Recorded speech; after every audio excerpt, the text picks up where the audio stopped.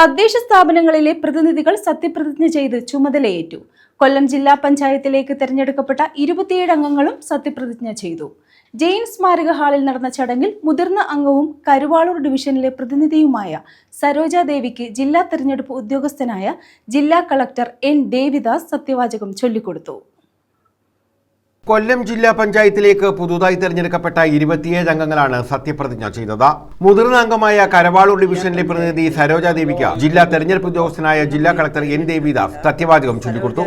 ഇന്ത്യയുടെ പരമാധികാരവും അഖണ്ഡതയും നിലനിർത്തുമെന്നും ഭയാശങ്ക കൂടാതെയും മമതയോ വിദ്വേഷമോ കൂടാതെയും Varunalappad, Najeeb Mannil, Deepachandran, A Ramesh, K Kaladevi, SR Arun Babu, G Saraswathi, doctor Meera teacher, Vishnu Bhagath, Susan Thankachan, T Ajayan, Reena Shajahan, Santhosh Madhura, doctor R Latadevi, PR Santhosh, KS Shijukumar, advocate V Sumalal, Faisal Kulappadam, advocate R Dileep Kumar, KS Binu, Selvi, P Vineethakumari, Vatsala Satheesan, B Jayanthi, I Jayalakshmi, R Arunraj എന്നിവരാണ് സരോജാദേവിക്ക് മുന്നാകെ സത്യവാചകം ചൊല്ലി ചുമതലയേറ്റെടുത്തത്.